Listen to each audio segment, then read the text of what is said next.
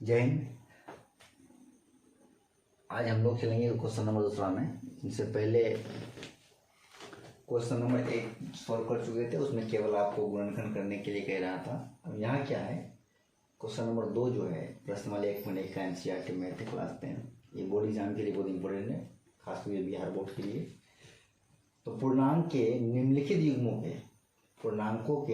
युग्मों के HCF और LCM ज्ञात कीजिए। करना क्या है, या कुछ क्वेश्चन दिया गया 1 2 3, जो युग्म दिया है, युग्म तो जोड़ा ये 26, 91, 510 और 92, 336 और 54, ये जोड़ा दिया गया है। इस पूर्णांकों के युग्म के HCF और LCM ज्ञात कीजिए। इजी है, ये दोनों का LCM और HCF ज्ञात कर लेंगे। उनके बाद इसकी जांच कीजिए कि दो संख्याओं का गुणनफल बराबर होता है HCF गुना LCM का। ये चीज एक चीज और याद समझ लीजिए। और मान लेते हैं कि पहली संख्या A है, क्या है, पहली संख्या A है और दूसरी संख्या क्या है, B है। पहली संख्या A और दूसरी संख्या अगर B है और A का HCF और B का HCF जो निकालेंगे, यानी कि HCF किसका, AB का, और LCM गुना LCM AB का, ये बराबर होगा A गुना B। ये केवल दो संख्याओं के लिए वैलिड है। ये HCF पहली संख्या और दूसरी संख्या का जो HCF होगा गुणनफल पहली संख्या और दूसरी संख्या का LCM का वो बराबर होगा दोनों संख्याओं के गुणनफल का। ये बात आप याद रखिएगा। ऐसा होना फिर सत्य है। ऐसा अगर ऑब्जेक्टिव में भी रहेगा तो हम क्या करेंगे, ये सत्य है, सही है। लेकिन अगर 3 संख्या हो जाए, क्योंकि HCF हम 2 से अधिक संख्याओं का भी निकाल सकते हैं, लेकिन ये जो है संख्याओं का गुणनफल और उनका LCM और HCF केवल 2 संख्याओं के लिए ही वैलिड है। ये आपको समझना होगा। ऐसा होने पर तभी हम सत्य मानेंगे। हो सकता है कि दिया हुआ हो वहाँ HCF ABC 3 संख्या दिया हुआ हो, तीनों संख्या का हम लोग 2 संख्या का भी HCF निकाल सकते हैं, 3 का भी, 4 का भी, 5 का भी, 2 से ज़्यादा जितनी भी संख्या होगी उनका हम लोग HCF निकाल सकते हैं। लेकिन ये होना सभी संख्याओं के लिए सत्य नहीं होगा। जैसे मान लेते हैं कि 3 संख्या दिया हुआ हो, A B और C दिया गया हो, तो HCF निकालेंगे किसका, A का, B का और C का, और LCM भी निकालेंगे किसका, A B और C, और दोनों का जो गुणनफल होगा वो नहीं होगा बराबर A Guna B Guna C। अगर ऐसा होने पर क्या होगा, ये असत्य होगा। ये कभी ऐसा बराबर हो नहीं सकता है। केवल 2 संख्याओं के लिए, यानी कि 2 संख्याओं का HCF, दो संख्याओं का LCM गुना HCF बराबर होगा पहली संख्या गुना दूसरी संख्या, अर्थात दोनों संख्याओं का गुणनफल। ये बात आपको पहले समझना होगा, तब जाकर हम ये तीनों क्वेश्चन को सॉल्व करेंगे। ऑब्जेक्टिव में पूछा गया सवाल ये, और अक्सर पूछते रहता है बिहार बोर्ड। अब करना क्या है, सबसे पहले HCF ज्ञात करना है। दूसरा क्या करना है कि उनका जांच भी करना है कि ये 2 संख्याओं के युग्म जो दिया गया है, दो युग्म पूर्णांकों का जो युग्म दिया गया है, उस युग्मों में जो HCF और LCM निकलेगा, दोनों का गुणनफल, HCF गुना LCM बराबर होगा दोनों संख्याओं के गुणनफल के बराबर होता है या नहीं होता, इसका जांच भी करना है। अब यहाँ क्या करेंगे हम लोग, नंबर 1 के लिए यहाँ हम लोग 26 और 91 का क्या करेंगे, 26 और 91 को हम लोग उसका अभाज्य गुणनखंड विधि द्वारा HCF और LCM ज्ञात करेंगे, उसके बाद जांच करेंगे। सबसे पहले मान लेते हैं कि माना पहली संख्या और उसको A मानते हैं, वो कितना है, 26 है। और दूसरी संख्या यानी कि B, वो कितना दिया है, 91 दिया है। ठीक है। अब पहली संख्या और दूसरी संख्याओं का अभाज्य गुणनखंड करना है, और स्टैंडर्ड जो तरीका होता है, हालांकि भाग विधि से भी HCF और LCM निकाला जाता है, पर स्टैंडर्ड तरीका हो क्या है, HCF अभाज्य गुणनखंड। तो हम लोग अभाज्य गुणनखंड के अकॉर्डिंग ही उसका HCF और LCM को निकालेंगे। तो आप गौर कीजिएगा, ध्यान देना है। 26 का सबसे पहले अभाज्य गुणनखंड करेंगे, और अभाज्य गुणनखंड करेंगे 2 से हम लोग डिवाइड करेंगे तो कितना आ जाएगा, 13 आ जाएगा। और उनके बाद 91 का, इसका 91 का, यहाँ से 91 2 से तो होगा नहीं डिवाइड, 9 1 10, ये 3 से भी नहीं हुआ, 7 से, हाँ 7 से हो सकता है, तो 7 के साथ 13 वाला पढ़ेंगे तो 13 7 91 हो जाएगा। यानी कि 26 और 91 का सबसे पहला जो काम है हम लोग क्या किए, उनका अभाज्य गुणनखंड निकालेंगे। अब अभाज्य गुणनखंड निकालने के बाद इनसे पहला क्वेश्चन में, क्वेश्चन नंबर 2 है, क्वेश्चन नंबर 1 में हम बताए थे क्या अभाज्य गुणनखंड करने का तरीका। तो ये हमने क्या किया, सबसे पहले अभाज्य गुणनखंड कर दिया, उनके बाद अब जाकर के इसका एलसीएम और फिर एचसीएफ ज्ञात करना है। तो एलसीएम और एचसीएफ कैसे ज्ञात करते हैं इस पर भी आप ध्यान दीजिए। तो पहले क्या करेंगे, इसको लिखेंगे क्या कि 26 का अभाज्य गुणनखंड, अभाज्य गुणनखंड। तो 26 का अभाज्य गुणनखंड क्या है, 2 गुना 13, ठीक है, 2 गुना 13 26 का अभाज्य गुणनखंड। फिर जाकर के 91 का अभाज्य गुणनखंड लिखना है, अभाज्य गुणनखंड। अब 91 का जो अभाज्य गुणनखंड आया वो आया 7 गुना 13। अब जाकर ये इसका एलसीएम कैसे निकालना है, एचसीएफ कैसे निकालना है, इस पे आप ध्यान देना। यहाँ देखो 26 और 91, 26 और 91 का पहले एचसीएफ निकालो। एचसीएफ होता है, एचसीएफ क्या, हाईएस्ट कॉमन फैक्टर। अब एचसीएफ निकालेंगे केवल दोनों में जो कॉमन है, दोनों में कौन कॉमन है, यहाँ दोनों में केवल 13 है, ये 13 क्या हो जाएगा, इसका एचसीएफ हो जाएगा। तो 26 और 91 का एचसीएफ क्या हो गया, मेरा 13 हो गया। अब जाकर के फिर 26 और 91 का क्या निकालना है, एलसीएम निकालना है। एलसीएम में क्या करना है, जो कॉमन है उसको भी लेना है, बाकी जो रेस्ट बचा हुआ है उनको भी लेना है। ये 13 दोनों में कॉमन था, 13 को ले लिए। उनके बाद 2 बचा हुआ है, 7 बचा हुआ, 2 और 7 भी ले लेना है। तब जाकर के देखो इसका एलसीएम कितना आता है।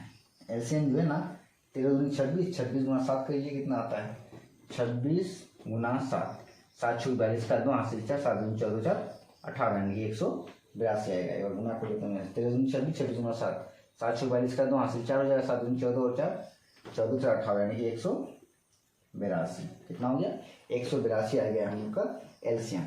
यहाँ तक बात समझ में आ रहा है कि एलसीएम निकालिए, एलसीएम निकालिए। पहला क्वेश्चन सोल्व हो गया, पूर्णांक के निम्नलिखित युग्मों के एचसीएफ और एलसीएम ज्ञात कीजिए। तो हमने क्या किया, एलसीएम और एचसीएम को ज्ञात कर लिया। अब जाकर के क्या करना है, इसकी जांच कीजिए। जांच भी कैसा कि दो संख्याओं का गुणनफल, यानी कि ए और बी, जो पहली संख्या और दूसरी संख्या माने है ना, वो दोनों का गुणनफल जो है ना एचसीएफ गुणा एलसीएम के बराबर होता है, ऐसा जांच भी करना है। तो हम चलते हैं अब जांच की ओर। तो फिर करना है कि यहाँ केवल लिखेंगे जांच। क्या लिखेंगे, जांच।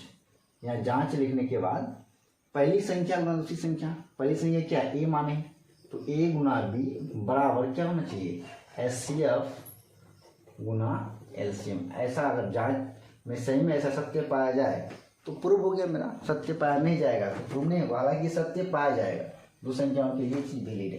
तो ए गुना बी, ए मेरा कितना है, 26 है, 26।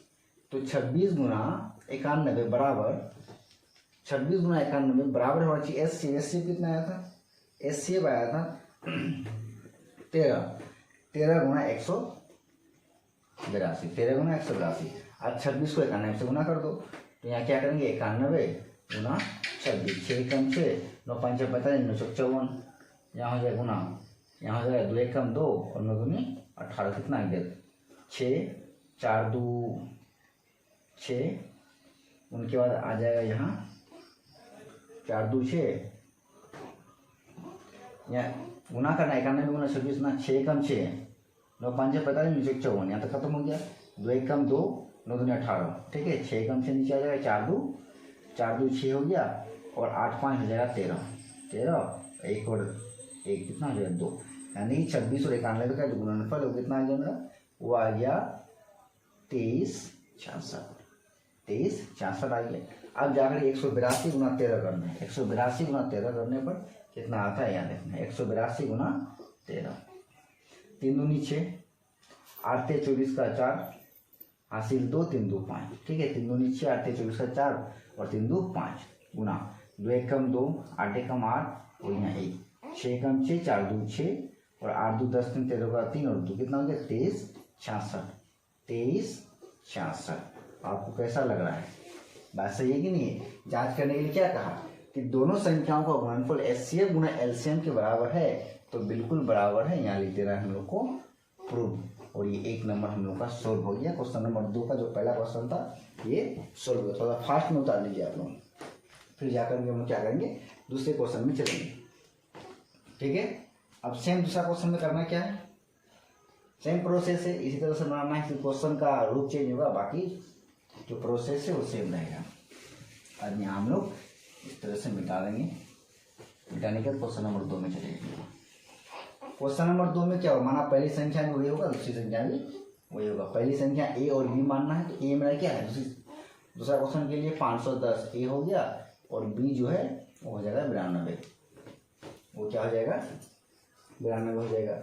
अब जाकर के सेम प्रोसेस 510 का हम लोग अभाज्य गुणनफल करेंगे। जो गुणनफल करने का तरीका है कि 2 से भाग आएंगे, 2 दूनी 4, 5 दूनी 10 और 5 दूनी 10, ये हो गया दूसरे लोग भाग में ना।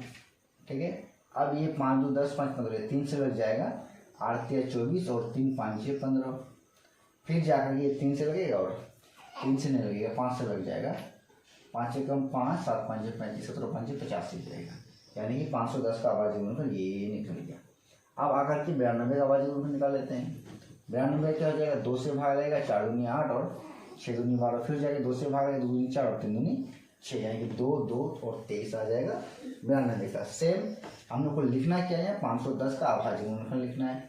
510 का अभाज्य गुणनखंड, 510 का अभाज्य गुणनखंड वो कितना आ गया, वो आ गया मेरा 2 गुना 3 गुना 5 गुना 17।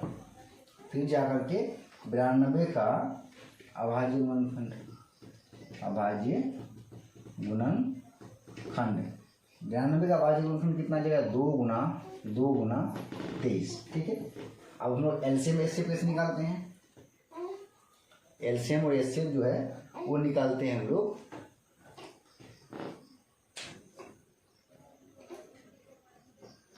ठीक है। हम लोग एलसीएम एचसीएफ कैसे निकालते हैं, वो निकालते हैं हम लोग, यहाँ लिखते हैं 510 और 92 का एचसीएफ। पहले एचसीएफ निकाल लेते हैं। तो एचसीएफ क्या है, दोनों में जो कॉमन है, ये दो में कॉमन आ गया और कहीं कॉमन आ गया 2 2 नहीं है, 3 है 5 है 17 है और 2 कुछ और कॉमन कुछ नहीं है कॉमन। तो इसका मतलब 510 और 92 का जो एचसीएफ होगा वो केवल क्या होगा 2 होगा। और 510 और 92 का एलसीएम निकालना हो तो 2 तो होगा ही, बाकी रेस्ट जो बचा है उनको भी आपको लिखना पड़ेगा। 2 गुना 23 हो जाएगा। यहाँ पे कुछ और नहीं है। ठीक है, तो यहाँ से अब हम लोग गुना कर लेंगे। गुना कैसे हो जाएगा, 3 दूनी 6, 6 5 6 30 और यहाँ हो जाएगा, गुना कर लो जरा सा, 3 दूनी 6, 6 5 6 30, 30 गुना 17 17 51 यानी 510 और 26 दूनी 46 और 23 दूनी 46, 510 गुना 46 कर दो, 510 गुना 46, 0 को रखने दो। 6 कम 6 6 5 6 30, 6 कम 6 6 5 6 30 गुना 4 कम 4 5 चौक 20, 6 4 3 2 या 0 आ जाएगा। कितना हो जाएगा इसका 23 460, 23 460 ये मेरा क्या हो गया एचसीएफ हो गया। फिर उसी प्रकार से हम क्या करेंगे, हम जांच करेंगे। अब हम इसलिए आते हैं जांच में। ठीक है, जांच में क्या करेंगे, ए गुना बी यानी कि पहली संख्या गुना दूसरी संख्या बराबर क्या होना चाहिए, एचसीएफ गुना एलसीएम। पहली संख्या कितना है 510 है, 510 लिख दो यहाँ। उसके बाद दूसरी संख्या कितना है 92 लिख देना है। एचसीएफ कितना आया था जी, एचसीएफ आया था 2 मेरा, और एलसीएम जो कितना है 23 460 मेरा जो है वो आ गया था एलसीएम। अब 92 गुना 51 कर लो, प्लस 0 दे देंगे। 92 गुना 51, 92 का 92 हो जाएगा गुना यहाँ 5 गुना इसका 0, हाथ से 9 5 45 और 1 46, 2 9 6 4 कितना हो 4 6 9 2 0 इतना हो जाएगा इसका ए गुना बी। अब जाकर के इनको गुना कर लो, इनको गुना 2 गुना 0 0 हो जाएगा, 6 दूनी 12 का 2, हाथ से ले 4 दूनी 8 1 9, 3 दूनी 6 3 दूनी 6 और 2 दूनी 4। कैसा लग रहा है? दोनों बराबर है और हमने क्या किया, इसको प्रूफ कर दिया। तो इनको भी आप बढ़िया से समझ लो, उसको उतार लो, ठीक है। अब हम लोग चलते हैं लास्ट और क्वेश्चन नंबर 3 में चलते हैं। 2 का 3 में सेम प्रोसेस से वो भी बनेगा, ऐसे ही बनेगा, बहुत ईजी है ना। आप प्रॉपर तरीके से वीडियो को देखो, कहीं कोई दिक्कत नहीं होगा। और पीछे वाला वीडियो देखो, आप त्रिकोणमिति का पूरा लगभग पूरा क्वेश्चन हो चुका है, उसको भी आप देखिए। त्रिकोणमिति लगभग अच्छा मार्क्स देता है, क्लास 10 के लिए बहुत इंपॉर्टेंट चैप्टर है वो देखना है, ठीक है। तब आप तो उतार लिए होंगे। अब आगे आ जाते हैं हम लोग। 2 हो गया, 3 में आ जाओ। 3 में केवल नंबर चेंज करेंगे, ठीक है। यहाँ तक हम क्या हो गया, 2 क्वेश्चन नंबर 2 तो कंप्लीट हो गया। क्वेश्चन नंबर 3 में चलना है। क्वेश्चन नंबर 3 भी उसी प्रकार से बनेगा। क्वेश्चन नंबर 3 में क्या करेंगे, माना पहली संख्या ए जो है 336 मान लो, और दूसरी संख्या जो बी है वो 54 है, दिया गया है। अब जाकर के दोनों का अभाज्य गुणनफल निकालना है 336। थोड़ा सा गौर कीजिएगा, यहाँ सबको ध्यान देना बढ़िया से। 336 है ना, 2 से भाग लाएंगे, 2 1 कम 2, 6 दूनी 12 और 8 दूनी 16, ठीक है। अब फिर 2 से भाग लाएंगे, 8 दूनी 16 और 4 दूनी 8। फिर 2 से भाग लाएंगे, कितना आएगा, 4 दूनी 8, 4 दूनी 8 और 2 दूनी 4। फिर 2 से हो जाएगा, 21 दूनी 42, फिर 3 से 27। कितना हो गया इसका अभाज्य गुणनखंड। अब आकर के 54 का अभाज्य गुणनखंड करना है। फिर 2 से करेंगे, 2 से कराएंगे भाग इसको, तो कितना आ जाएगा, ये 2 दूनी 4 और 7 दूनी 14, और 3 से 9 किया 27 और 3 किया। ये हो गया मेरा अभाज्य गुणनखंड, इसका पहली संख्या और दूसरी संख्या का। अब इनका एचसीएफ निकालना है, फिर जाकर के एलसीएम निकालना है, फिर दोनों का गुणनफल देखना है। तो यहाँ करना क्या है, 336 क्या 336 का अभाज्य गुणनखंड। 336 का अभाज्य गुणनखंड कितना हो जाएगा, ये यहाँ है 2 गुना 2 गुना 2 केवल 2, 1 2 3 4 4 टाइम्स 2 इंटू 3 इंटू 7 3 इंटू 7, ये हो गया। अब 54 का जो है, 54 का कितना है, कितना आ गया, 54 का अभाज्य गुणनखंड, ये हो गया मेरा 2 गुना 3 गुना 3 गुना 3, ये हो गया। अब 336 और 54 का एचसीएफ लिखो, एचसीएफ। तो एचसीएफ के दोनों में कौन कौन कॉमन है, दोनों में एक 2 कॉमन यहाँ नजर आ रहा है, और एक 3 यहाँ आ रहा है, और कुछ आ रहा है कॉमन नहीं आ रहा है। तो ये 2 गुना 3 जो है वो क्या होगा, ये 6 जो है, ये दोनों का एचसीएफ हो जाएगा। फिर जाकर के 336 और 54 का एलसीएम, ये एलसीएम कितना हो जाएगा, ये देखो जो कॉमन है उनको भी लेना है, बाकी जो रेस्ट बचा हुआ है उस सबको लेना है। बाकी यहाँ 2 2 2, फिर 7 और नीचे 3 3, यानी कि 3 3 2 टाइम्स। अब मैं गुणा करो, 3 दूनी 6 6 दूनी 12 12 दूनी 24 24 दूनी 48, यहाँ तक 48 आ गया। 7 तिया 21 और 21 तिया हो जाएगा, 7 तिया 21 और 21 तिया 21 तिया हो जाएगा 63, 21 तिया 63, यानी 63 को गुणा कर दो इतना से। 3 दूनी 6 6 दूनी 12 12 दूनी 24 दूनी 48। तो यहाँ हम क्या करेंगे, 48 गुना, यहाँ देखो इधर 48 गुना 7 तिया 21 21 तिया हो जाएगा 20 तिया 3 63, गुना कर दो इसको। 8 तिया 24 का 4 होगा, हासिल 2 हो जाएगा, 4 तिया 12 और 2 14, कितना आ जाएगा, 8 तिया 24 का 4 हासिल 2, 4 तिया 12 2 14, ठीक है। 8 5 40, 8 6 48 का 8 हासिल 4 6 24 और 4 28 हो जाएगा, यहाँ 4 8 4 12 8 1 9 1 10, यहाँ 3, कितना हो जाएगा 30 24, ठीक है। 4 8 4 12 का 2 8 1 9 1 10 2 1 3। तो इसका एलसीएम जो है वो कितना आ गया, 30 24, इसका हो गया मेरा एलसीएम। अब जाकर के जांच करना है, लास्ट वाला पॉइंट क्या है, इसका जांच। एलसीएम क्या करना, फिर जांच करना। जांच में क्या, तो पहली संख्या गुना दूसरी संख्या बराबर होता है किसका, एचसीएफ गुना एलसीएम। तो पहली संख्या कौन था इसमें, 336 था, तो 336 गुना 54 बराबर एचसीएफ क्या है इसमें, देखो तो जरा सा कितना आया था, एचसीएफ 6 आया था, ठीक है। और एलसीएम कितना आया था 30 24, इसको लिख दो यहाँ। ठीक, अब 336 और 36 को गुणा करना 54 से, 336 गुना 54, 6 से 24 का 4 हासिल 2, 4 तिया 12 और 2 14 का 4 हासिल 1, 4 तिया 12 1 13 गुना 6 5 30 का 0 हासिल 3, 5 तिया 15 3 18 का 8 हासिल 1, 5 तिया 15 1 16, 4 4 8 2 10 11, 6 1 7 8 1 18 1, कितना 18 14 4, तो इसको गुना करने में कितना आता है 18 14 इतना 18144। अब इसको 6 से गुना करो, 6 से 24 का 4 हासिल 2, 6 दूनी 12 14 का 4, 14 का 4 हासिल 1, 6 गुना 0 0 और 1 1, 6 क्या 18। कैसा लगा बताओ? क्या प्रूफ लिख दें यहाँ? लिख दे प्रूफ बराबर है, पहली संख्या दूसरी संख्या बराबर है कि नहीं, एचसीएफ बाय एलसीएम, तो यहाँ लिखना है प्रूफ। एक बार और लास्ट में बताएं, ऑब्जेक्टिव में पूछा गया सवाल है, पहली संख्या गुना दूसरी संख्या, तो ऑब्जेक्टिव में ऐसे पूछेगा कि एचसीएफ किनका, पहली संख्या और दूसरी संख्या का गुना एलसीएम किनका, पहली संख्या गुना दूसरी संख्या का बराबर होता है पहली संख्या गुना दूसरी संख्या। इस तरह से ऑब्जेक्टिव में रहता है, इनका कोई ऑपरेशन है वो करके हम लोग निकाल सकते हैं। ये अगर लिखा हुआ रहे इस तरह से एचसीएफ, ये 2 संख्या के लिए वैलिड है, अगर 3 संख्या होगा 4 संख्या होगा तो वो गलत माना जाएगा, वो असत्य माना जाएगा। ऐसा ऑप्शन पे टिक नहीं लगाना है। ठीक।